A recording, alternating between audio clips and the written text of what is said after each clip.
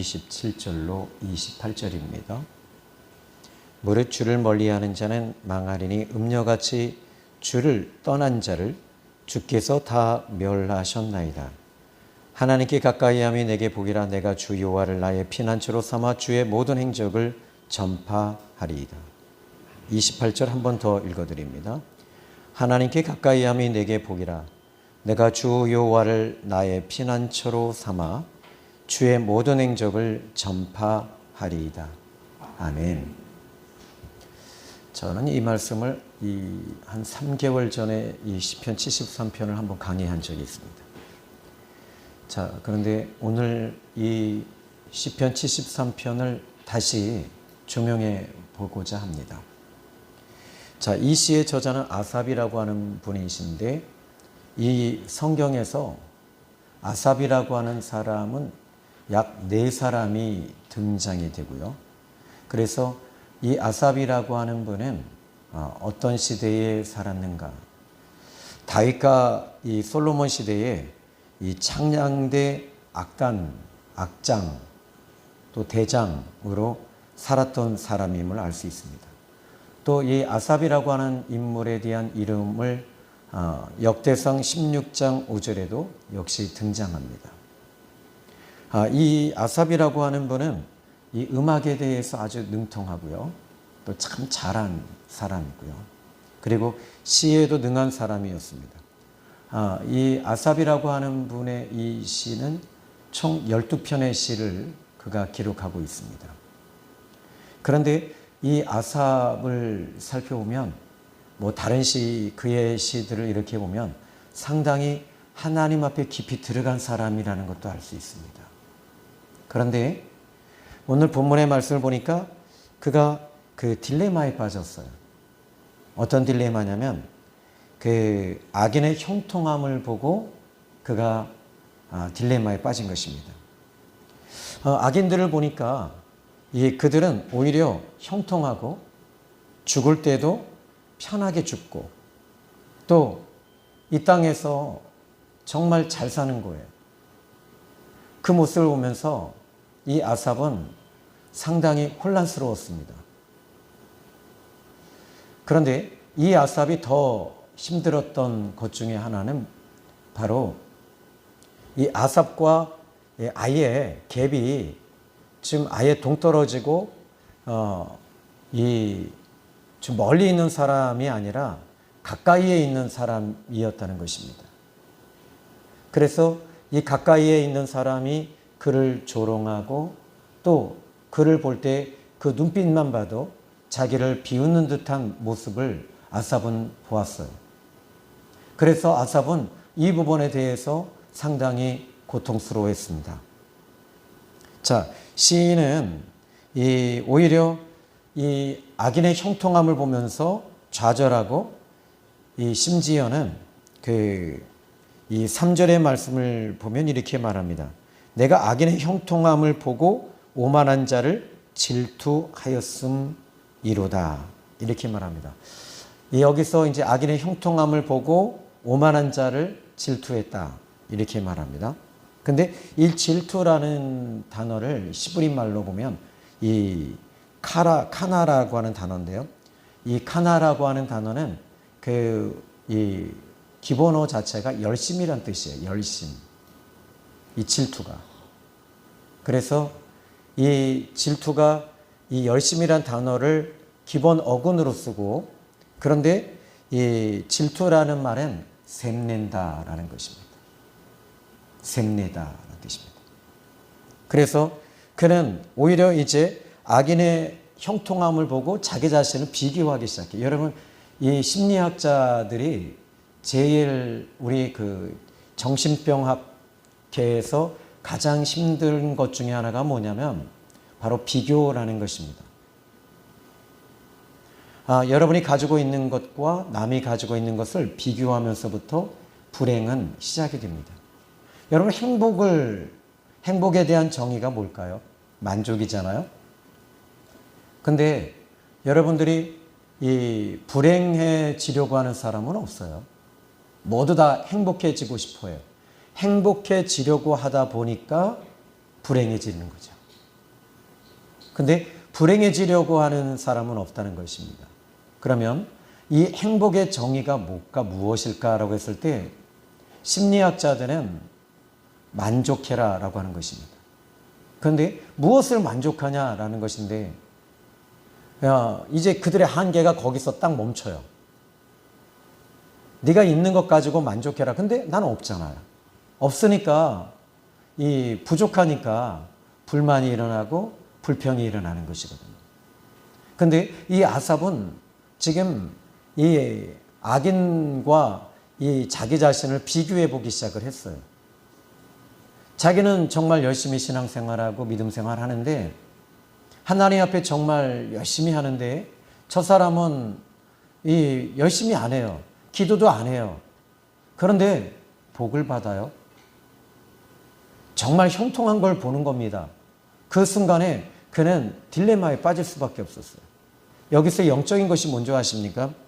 여기 그 2절에 보니까 나는 거의 넘어질 뻔하였고 나의 걸음이 미끄러질 뻔하였으니 자, 무엇에 대하여 넘어지고 미끄러질 뻔했을까요? 여기서 그는 넘어질 뻔했다고 말합니다. 근데 넘어지진 않았다는 거죠. 또 미끄러질 뻔했다는 겁니다. 그러면 넘어질 뻔했다 또는 미끄러질 뻔했다 이것은 신앙과 믿음에서 넘어지고 미끄러질 뻔했다는 것입니다. 그럼 그는 어떻게 살았을까요? 오늘 본문 13절의 말씀을 보면요. 13절에 내가 내 마음을 깨끗하게 하며 내 손을 씻어 무죄하다 한 것이 실로 헛되도다. 그러니까 정말 열심히 그는 하나님 앞에 이 깨끗하게 거룩하게 정결하게 그렇게 신앙생활하며 살았습니다. 그런데 악인의 형통함을 보고 무너진 겁니다. 저는 이 시를 보면서 영적인 특징을 좀 살펴보고자 합니다. 13절의 말씀을 먼저 첫 번째는요. 그 3절에 보다라는 것이 첫 번째고요. 그런데 이 사람은 지금 악인의 형통함을 본 겁니다. 두 번째는요. 지금 악인의 형통함을 보니까 그에게 따라온 것이 바로 16절의 말씀을 보면 먼저 이 16절, 13절도 좀 보면 좋을 것 같아요. 13절에 내가 내 마음의 세계, 그리고 16절에 내가 어쩌면 이 일을 알까 하여 생각했다. 마음, 생각, 이런 채널이 그에게 서기 시작을 했습니다. 자, 영적인 특징은 이것입니다. 바로 이 마음에서 일어나는 것이 뭐냐면 생각이라는 것인데 아삽이 악인의 형통을 보고 일어난 것은 질투였고요. 질투하면서 그는 낙심하고 나락에 빠졌습니다. 그의 마음이 영적인 전쟁이 일어난 거지요. 그런데 이 영적인 전쟁에서 결국 자기 자신만 힘든 거예요. 우리는 요한계시록에 아마겟돈 전쟁이 있잖아요.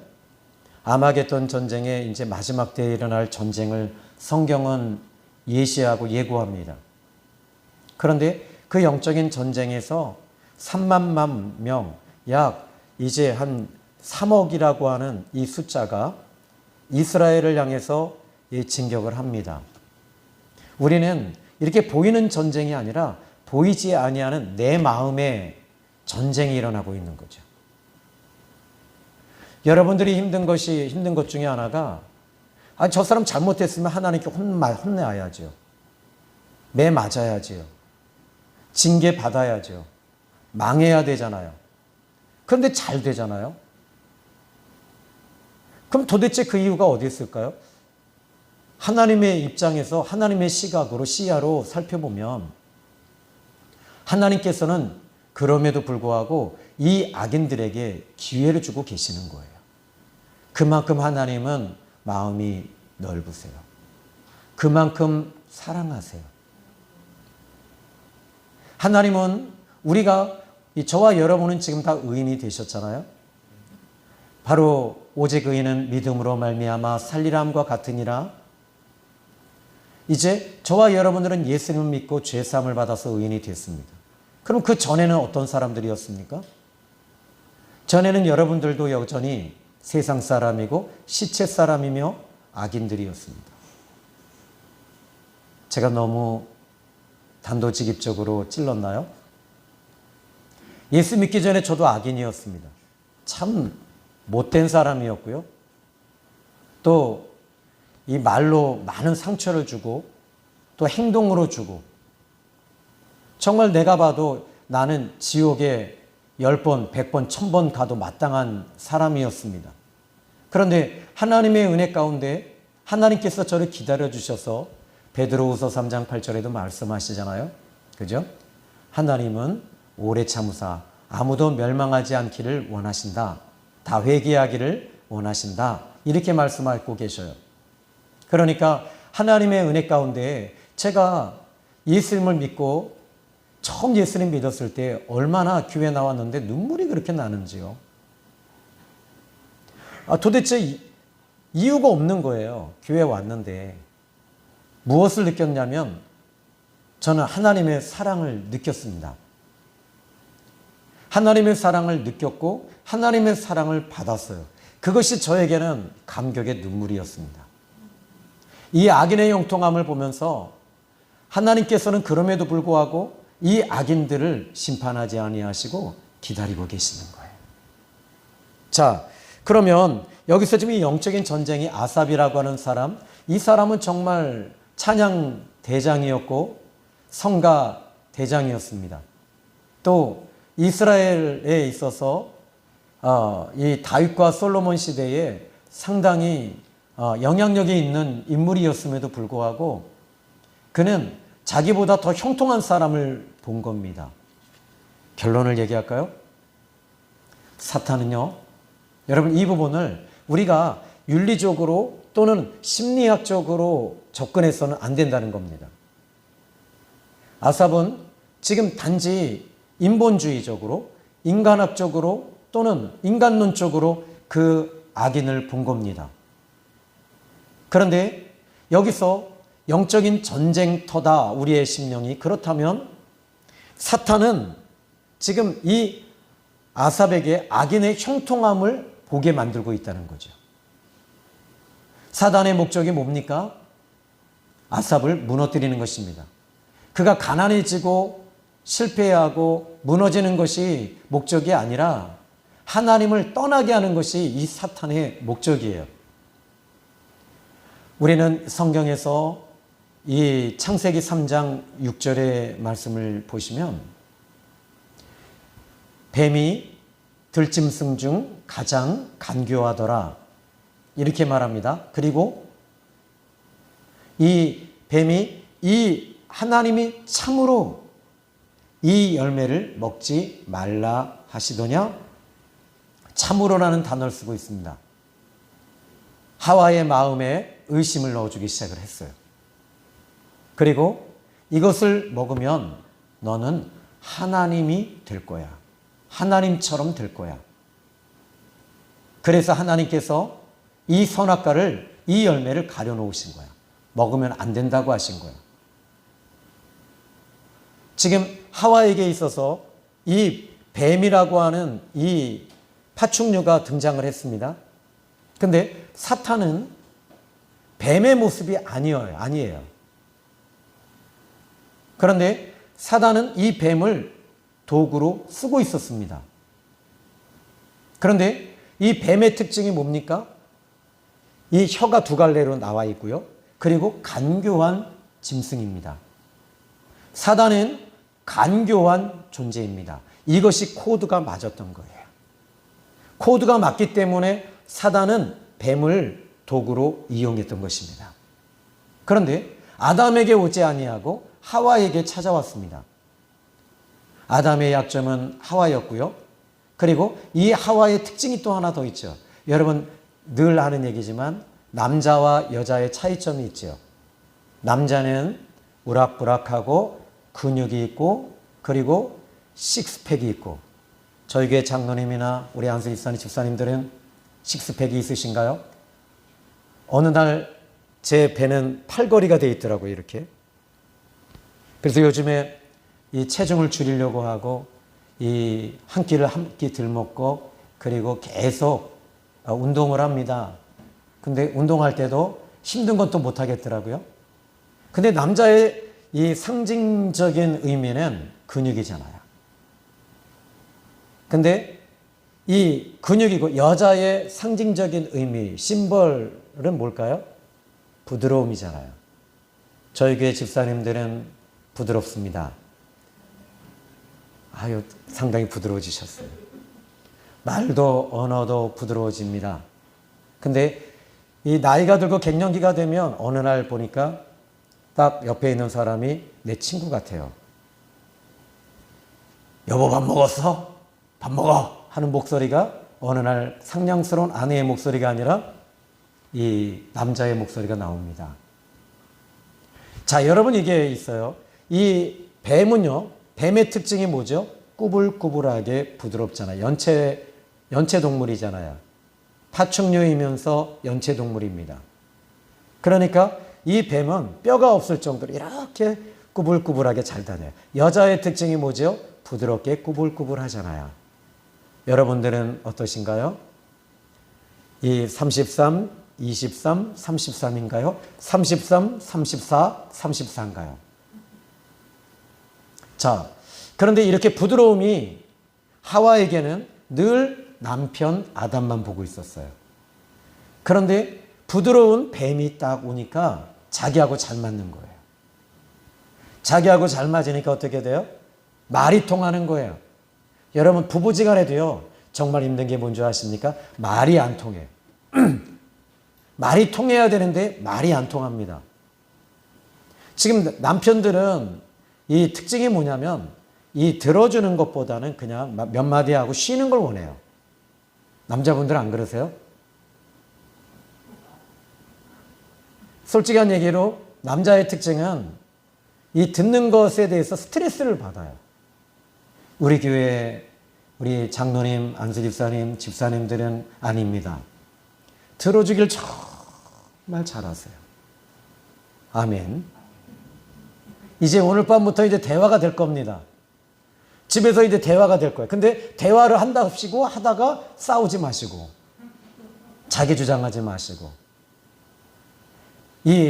야, 넌 왜 그러니? 이렇게 또 남자들은요, 이 욱하는 것으로 또 던지면 안 돼요.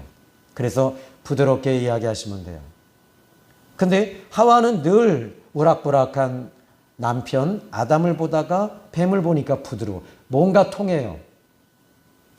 각선미도 통하지, 부드럽지, 또 부드럽게 말해주지, 자기 편에서 얘기해주죠. 그러니까 자기 편에서 이야기해주니까 이 하와는 한마디로 흥미로웠던 존재입니다. 이 뱀이. 그리고 하나님이 된다고 하니까 너무 쉽잖아요. 하나님이 되는 게 너무 쉬운 거잖아요. 요것만 먹으면 하나님이 된다고 하니까. 그래서 그 선악과를 보는 순간 보암직 그랬어요. 보암직이란 말이 뭔지 아십니까? 여러분 제가 속된 말 쓸게요. 뿅 간 거예요. 보암직이라는 말은 이 눈으로 보는 순간에 눈이 확 떠진 거예요. 그리고 먹음직, 지혜롭게 탐스럽게 할 만한 이 선악과였습니다. 자, 여기서 지금 이 아삽이라고 하는 인물은, 이 사단은요, 하와에게 이 선악과를 보게 합니다. 집중하게 만듭니다. 그러니까 어떻게 돼요? 전에는 무엇에 집중했죠? 하나님께 집중했던 하와였고요. 아담에게 집중했습니다. 그런데 이제는 선악과에 집중하기 시작을 했어요. 여러분 여자들은요, 한번 뭐에 딱 꽂히면요, 그거 반드시 사야 돼요. 아닌가요? 여러분 옷이 정말 이뻐요. 그러면 여자분들 어떠세요? 한번 딱 꽂혀요. 무슨 일이 있어도 삽니다. 남자들도 마찬가지입니다. 이 자동차 같은 경우에도 한번 딱 꽂히잖아요. 그럼 무슨 수를 써서라도 삽니다. 그게 그래서 이 사단은 하와에게 선악과를 계속 집중하고 보게 만들었어요. 아삽에게도 마찬가지입니다. 악인의 형통함을 보게 만드는 거예요. 근데 이 하나님의 은혜가 충만하고 믿음이 충만하고 기도를 열심히 하고 있을 때는 악인의 형통함이 오히려 악인이 불쌍한 거예요. 오히려 악인의 형통함에 대해서 그렇게 대수롭지 않아요. 그런데 문제는 내가 은혜가 떨어지고 기도를 쉬게 될 때, 그때 악인의 형통함을 보면서 내가 넘어지기 시작하는 거예요.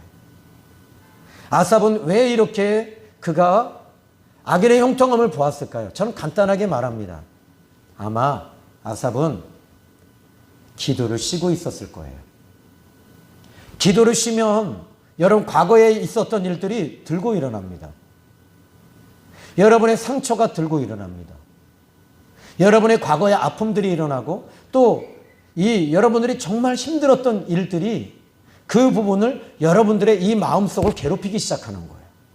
아픔과 고통과 통증과 우울함과 괴로움과 이런 모든 것들이 여러분 안에 일어나기 시작하니까 여러분들이 힘든 거죠. 여기 아삽이라고 하는 인물은 이겁니다. 기도를 쉬고 있었고 하나님의 은혜가 그에게 끊어지고 있었습니다. 여러분들이 저를 보실 때 조신영 목사님 상당히 은혜롭게 보이죠? 아멘. 그런데 저도 은혜가 떨어지면요, 말씀을 가지고 디스하기 시작합니다. 당연한 겁니다. 그래서 저는 여러분에게 우리 애들도 너무 잘 알아요. 그런데 이 부분에 대해서 하나님의 은혜가 계속 임하도록 나를 컨트롤하고 다스리고 성령의 기름 부으심이 임하도록 계속 채워가는 겁니다. 설교를 잘하기 위해서가 아닙니다. 내가 은혜 가운데 살 때 내 주변에 있는 분들도 은혜의 영향을 받기 때문입니다. 자, 그러면 여기 이 아삽은 악인의 형통을 보면서 넘어지고 미끄러질 뻔했습니다. 사탄의 특징적 목적은 다시 말합니다. 믿음에서 떠나게 만들고 기도를 쉬게 만드는 겁니다. 그러므로 여기서 이 시를 통해서 영적인 교훈 한 가지를 잡아드릴게요. 하나님을 바라보고 하나님을 의지해야 한다는 교훈입니다. 저는 이 지역에서도 마찬가지입니다. 제 친구들이 교회를 지었어요. 저와 함께 했던 이 목회자들이 교회를 지으면서 교인들이 막 불어나기 시작했고 성장하기 시작했어요. 근데 이분들은 제가 보기에도 기도도 많이 안 해요. 전도도 안 해요. 정말 마음대로 목회해요. 그럼 마음대로 합니다. 저는 성지순례를 제가 지금까지 목회하면서 한 7번 정도 갈 수 있는데 다 거절했어요. 강단 지켜야 된다고. 이분들은 갈 거 다 갔어요. 그런데 어느 날 보니까 이들이 정말 형통하고 교회가 부흥이 되는 거예요. 내 마음에 정말 힘들더라고요. 어쩌면 내가 아삽이 되었던 거지요. 오늘 본문 15절을 또 보죠. 15절에 보니까 이렇게 말합니다. 내가 만일 스스로 이르기를 내가 그들처럼 말하리라 하였더라면, 스스로라는 단어가 또 나와요. 여러분 여기서 아까 이야기해 드렸던 전자에 말씀드렸던, 여러분 은혜 떨어지면 스스로가 나오고요. 또 여기에 자기 생각이 중심이 되고요. 자칭이 나오고 자존심이 막 일어나기 시작합니다. 왜 싸우는 줄 아세요? 그것은 여러분의 자존심이 스크래치를 당했기 때문입니다. 거듭나서 영이 살아난 사람들은 제일 먼저 이 자기 자신을, 자기 생각을 죽이는 사람들인데, 여러분 어떻게 여러분 자신을 죽일 수 있을까요? 그건 이겁니다. 은혜 받으시면 됩니다. 로마서 8장 9절에 사도 바울 선생님은 말합니다.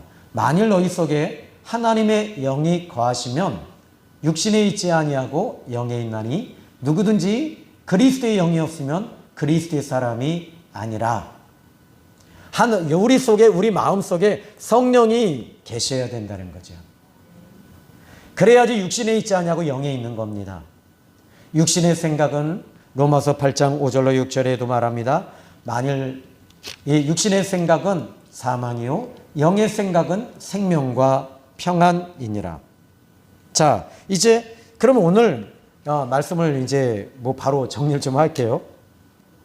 자, 이제 여기 이 말씀을 좀 보면 여러분 제일 먼저 악인의 형통함을 받습니다. 그리고 이 15절에 그의 먼저 13절에 마음판, 그리고 15절에 스스로라는 단어가 나오고요. 그 다음에 21절에 보니까 그의 마음이 어땠어요? 내 마음이 산란하며, 마음이 산란했어요. 복잡해지는 거죠.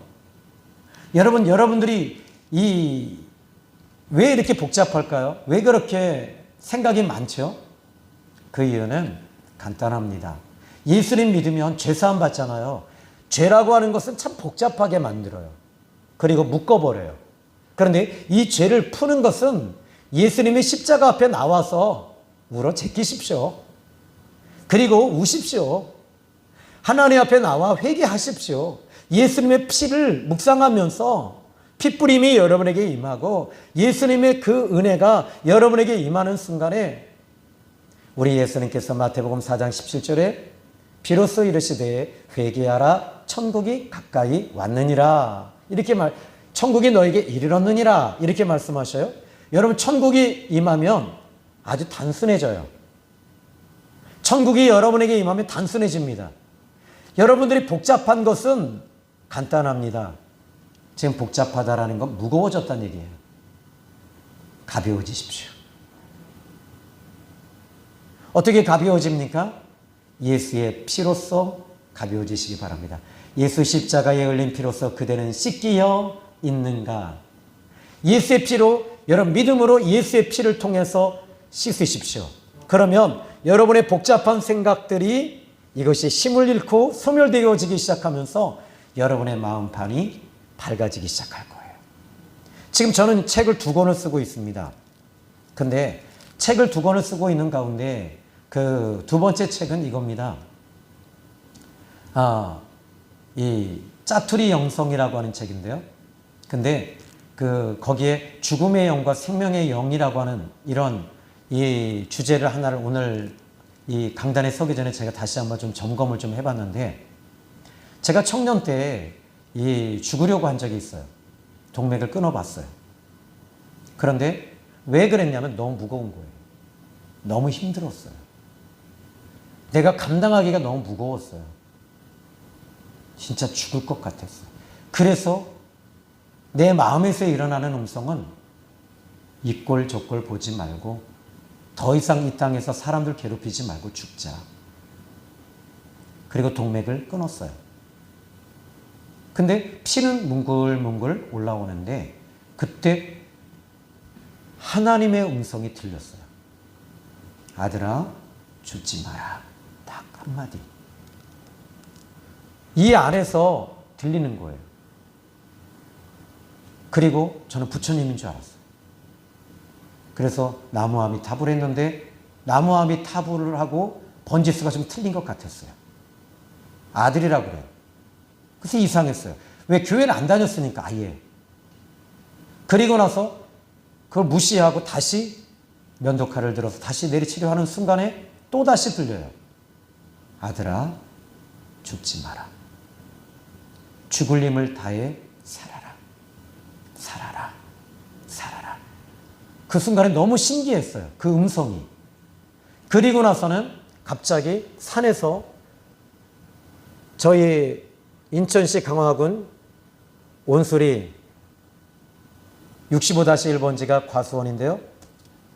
그 과수원에서 자살을 하려고 했으니까요.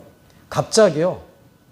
온 세상이 칠흑 같은 어둠이 갑자기 빛이 확 비춰져.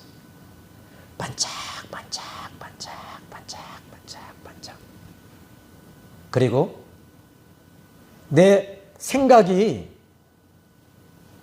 죽으려고 하는 생각이 아니라 그것을 보고 너무 신기한 거예요. 이야, 신기하다. 이야, 흥미롭다. 그리고 이 마음에서 일어나는 것은 그래, 살자. 살아보자. 다시 한번 해보자. 이거였습니다. 여러분 여기서 우리가 이 아삽이라고 하는 인물이 여러분 이거 있어요. 여러분 정말 죽을 만큼 힘이 드세요? 정말 고통스러우세요? 여러분의 마음을 다시 한번 생각해 보세요. 삶의 무게가 똑같이 어떤 사람은 제가 이야기를 들었는데 한 자매는 650만 원 때문에 자살을 해 죽었어요. 근데 왜 그랬냐면 아르바이트를 하면서 이 650만 원을 벌었어요. 근데 보이스 피싱을 당해서 이 자매는 모든 것을 다 잃어버린 거예요. 그리고 자살해서 죽었습니다. 근데 한 형제가 있습니다. 이 형제는 사업을 하다가 60억을 부도금을 맞았어요. 근데 이렇게 말합니다. 안 힘들어요? 그랬더니 저희 사업하는 사람들은요,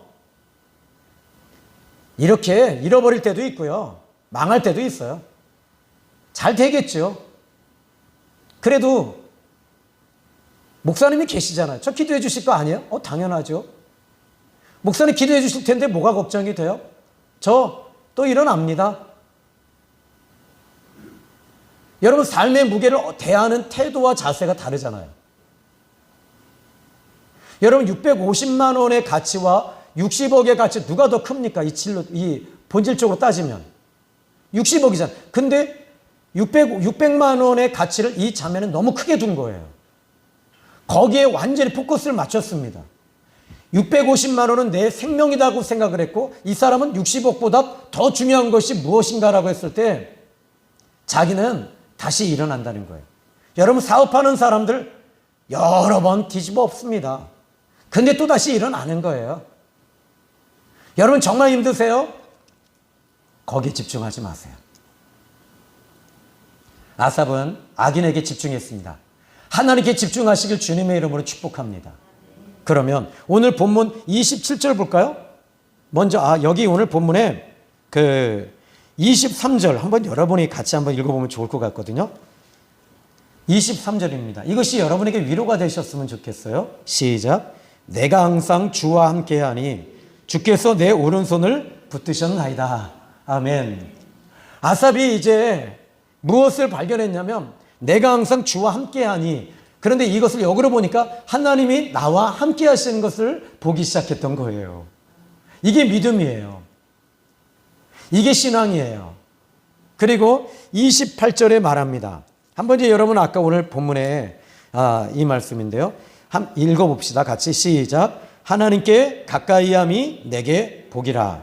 내가 주 여호와를 나의 피난처로 삼아 주의 모든 행적을 전파하리이다. 근데 여러분 좀 이상하지 않나요?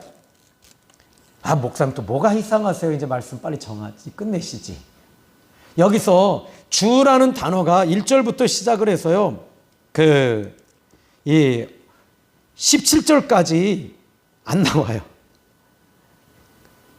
여기 15절에 주의 아들들의 세대에서라고 하긴 하지만 17절, 18절까지 안 나와요. 근데 여기서 끝에 가서 27절과 28절에 주를 멀리하는 자, 그리고 25절에도 주 밖에 하나님께 가까이 하면 내게 복이라 주 여호와 주의 모든 행적. 그러니까 내 인생이 내 인생으로 스스로 내 인생이라고 생각을 했던 거예요. 이 아삽이. 그러니까 자기를 돌아보는 거죠.